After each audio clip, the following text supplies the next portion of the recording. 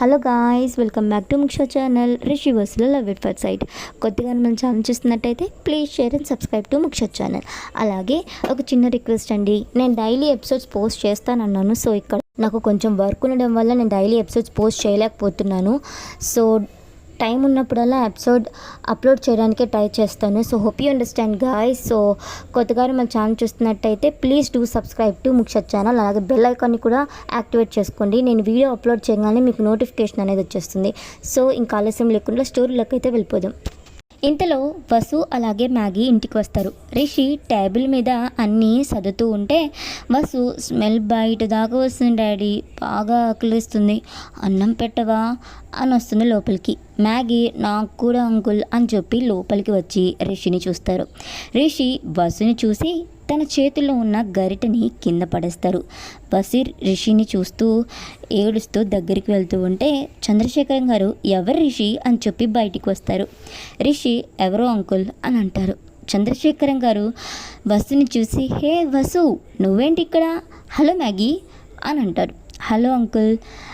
రిషి తిను వసు, చెప్పాను కదా నా కూతురు, నా చిట్టి దయ్యం. ఏంటి వసు కళ్ళు పీక్కుపోయాయి, ఏం తినలేదా, పద డిన్నర్ చేస్తూ మాట్లాడుకుందాం. ఓకే డాడ్ అని కూర్చుంటారు. చంద్రశేఖరం గారు, రిషి నువ్వు కూడా కూర్చో అని అంటారు. అని చెప్పి కూర్చొని తింటూ ఉంటే చంద్రశేఖరం గారు, వావ్ కర్రీస్ అని చాలా బాగా చేసావు రిషి, నిన్ను ఎవరు చేసుకుంటారో కానీ చాలా లక్కీ.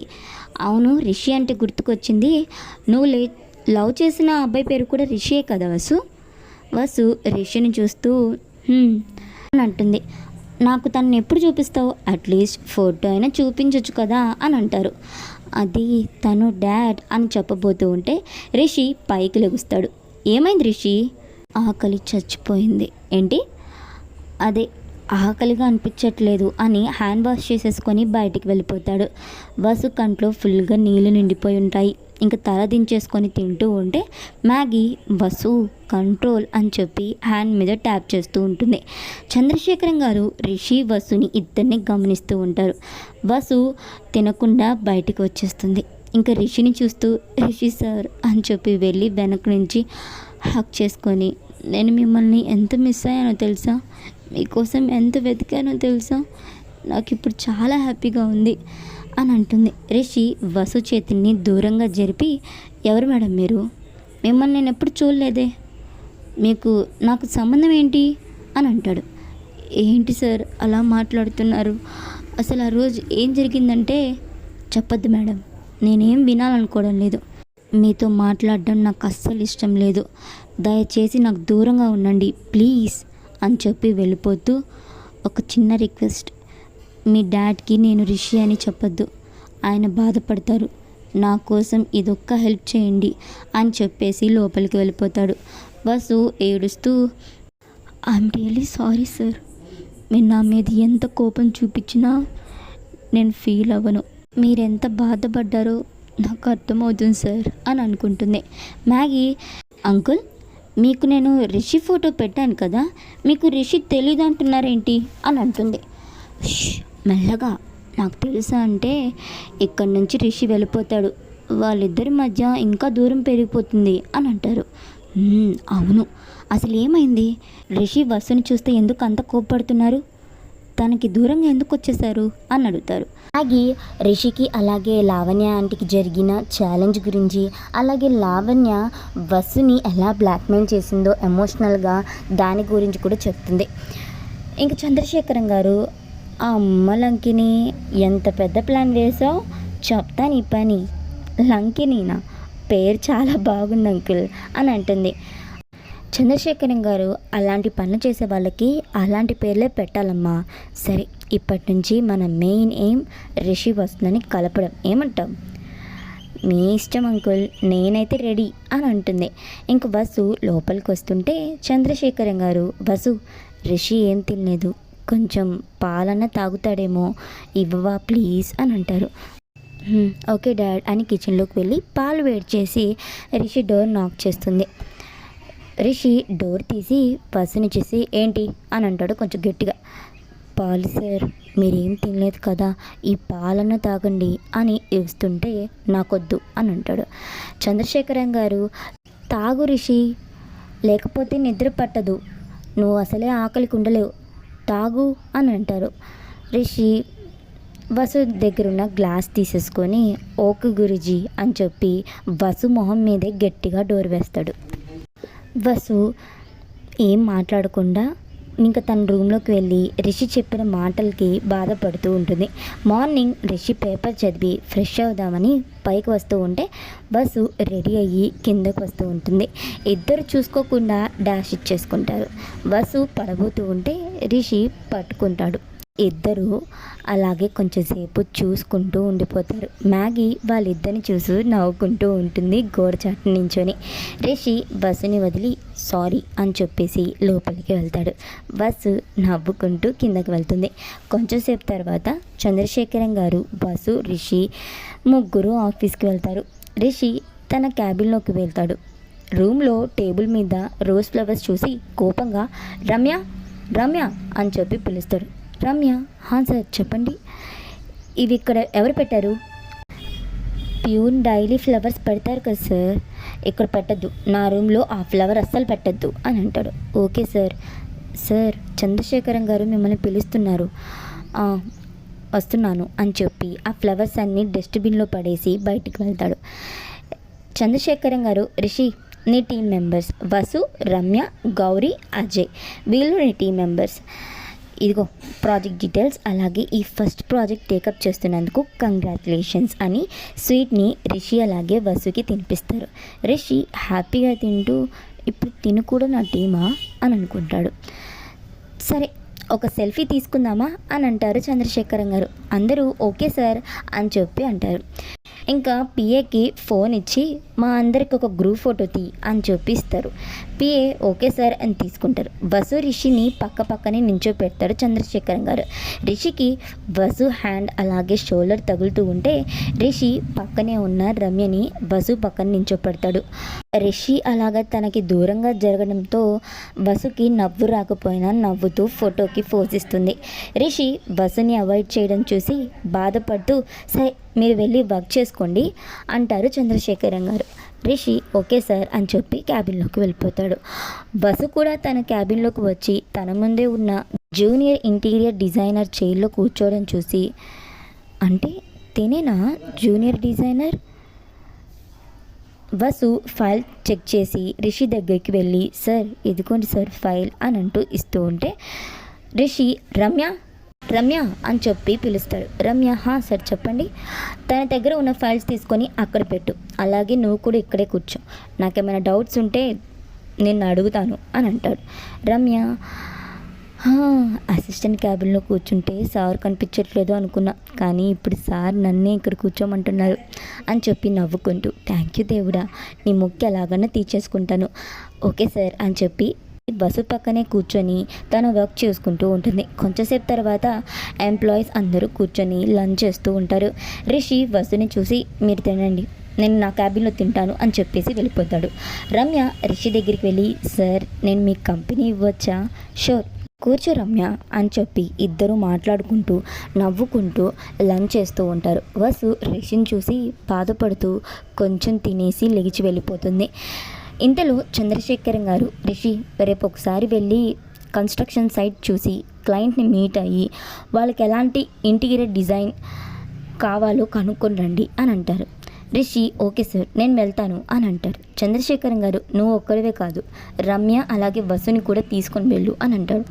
రిషి మనసులో వసునా, అది సార్ అని చెప్పబోతూ ఉంటే సరే రిషి నాకు అర్జెంట్ వర్క్ ఉంది, వసుని ఇంటి దగ్గర డ్రాప్ చేయవా ప్లీజ్ అంటే అది కాదు సార్ నాకు, ప్లీజ్ రిషి ప్లీజ్. బస్సు నేను రిషి డ్రాప్ చేసి ఇస్తాడు, నేను వెళ్తున్నా అని చెప్పేసి వెళ్ళిపోతారు. బస్సు ఓకే డాడ్ అని చెప్పి బయటికి వెళ్తుంది. రిషి బైక్ స్టార్ట్ చేసి హార్న్ కొడుతూ ఉంటాడు. బస్సు బైక్ ఎక్కి రిషి షోల్డర్ మీద హ్యాండ్ వేయబోతూ ఉంటే రిషి కోపంగా చూసేసరికి తన హ్యాండ్ని వెనక్కి తీసేసుకుంటుంది. కొంచెం దూరం వెళ్ళాక రిషి బైక్ ఆపి దిగండి మేడం అని అంటాడు. ఎందుకు సార్ ఇక్కడ ఆపారు, ఏమన్నా కావాలా, ఏమన్నా తీసుకోవాలా అని అడుగుతుంది. రిషి కావాలి నువ్వు ఇక్కడ దిగడం కావాలి అని అంటాడు. బస్సు కిందకి దిగిద్ది. రిషి ఆటో నాపి ఈ ఆటో డైరెక్ట్గా మిమ్మల్ని మీ ఇంటి దగ్గరికి తీసుకొని వెళ్తుంది, వెళ్ళండి మేడం అని అంటాడు. బస్సు కంట్లో నీళ్ళు ఆపుకుంటూ ఓకే సార్ అని అంటుంది. రిషి మేడం సార్కి నేను చెప్పను సార్ అని కళ్ళు తుడుచుకొని ఆటో ఎక్కి వెళ్ళిపోతుంది. ఇంటికి వెళ్ళిన రిషి సతీష్కి కాల్ చేస్తాడు. సతీష్, కావ్య రే ఎక్కడికి వెళ్ళావురా, ఏమైపోయావు అసలు, ఎంత టెన్షన్ పడ్డామో తెలుసా అని అంటారు. బెంగళూరులో ఉన్నాను అంటాడు. అవునా, నీకోసం బస్సు ఎంతలా వెతుకుతుందో తెలుసా అని అంటారు. తన గురించి మాట్లాడే పని అయితే నాతో మాట్లాడద్దు, నాకు కాల్ చేయొద్దు అని అంటాడు. అది కాదురా, సరే డాడీకి ఇవ్వు అని అంటాడు. హలో హలో మామ, ఎలా ఉన్నావు? బాగున్నాను, నువ్వు ఎలా ఉన్నావు? బాగున్నాను. బస్సు వస్తా, నువ్వు త్వరగా వస్తావని చెప్పింది, నువ్వు ఎప్పుడు వస్తున్నావు అని అడుగుతుంది. వస్తాను డాలీ, బాయ్ అని కాల్ కట్ చేసి వెనక్కి తిరిగి మ్యాగీని చూసి వెళ్ళిపోతూ ఉంటే, హలో రిషి, నేనేం చేశాను, మొహం తిప్పుకొని వెళ్ళిపోతున్నావు అంటుంది.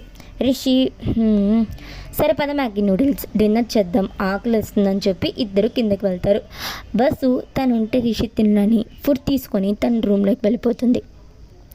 చంద్రశేఖరం గారు రిషికి అలాగే మ్యాగీకి వడ్డిస్తూ, బస్సు డిన్నర్ చేద్దాం రా, పైన చేస్తున్నావు అని చెప్పి పిలుస్తారు.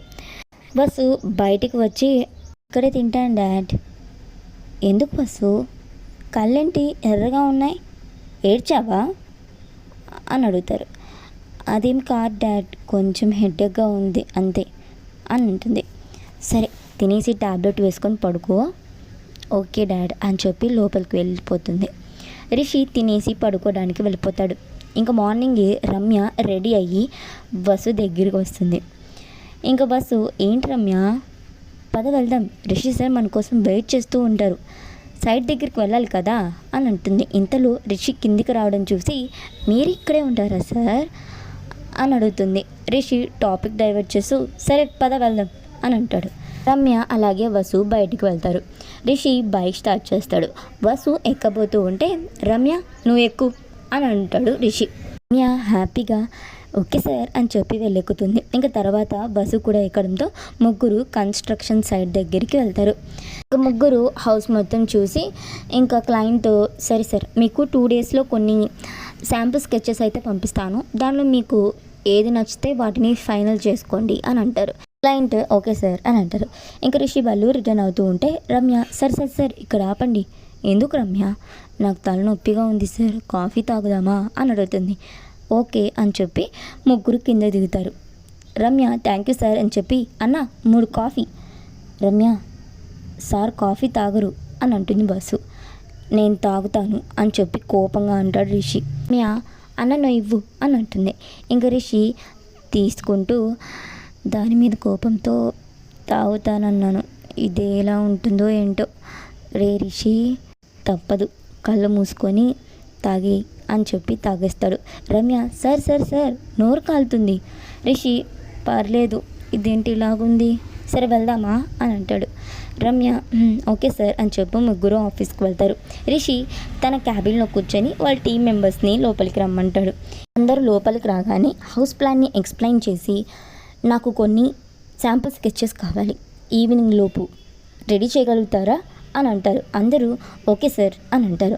ఇంకా అందరూ వెళ్ళి స్కెచెస్ డిజైన్స్ని వేస్తూ ఉంటారు. కొంతసేపు తర్వాత బస్సు తన కిచెన్కి సంబంధించిన పార్ట్ స్కెచ్ డిజైన్ మొత్తాన్ని కంప్లీట్ చేసేస్తుంది. రమ్య వసు దగ్గరికి వచ్చి డిజైన్స్ చూసి వావ్ వసు చాలా బాగా గీసావు, ఇవి రిషి సార్ చూస్తే ఇంప్రెస్ అయిపోతారు అని అంటుంది. వసు నవ్వుతూ థ్యాంక్ యూ అంటుంది. రమ్య ఓకే నేను వెళ్తాను అని చెప్పి వెళ్ళబోతూ ఉంటే ఇంకా పక్కనే ఉన్న వాటర్ బాటిల్కి చెయ్యి తగిలి స్కెచ్ డిజైన్స్ మీద వాటర్ పడిపోయి పాడైపోతాయి. రమ్య వాటి మీద చేతితో ట్యాప్ చేస్తూ ఐఎమ్ సో సారీ వసు, నేను కావాలని చేయలేదు, ఐఎమ్ రియలీ వెరీ సారీ అని అంటుంటుంది. వసు చూసుకోవాలి కదా, సరే పర్లేదు నువ్వు వెళ్ళి రమ్య అని అంటుంది.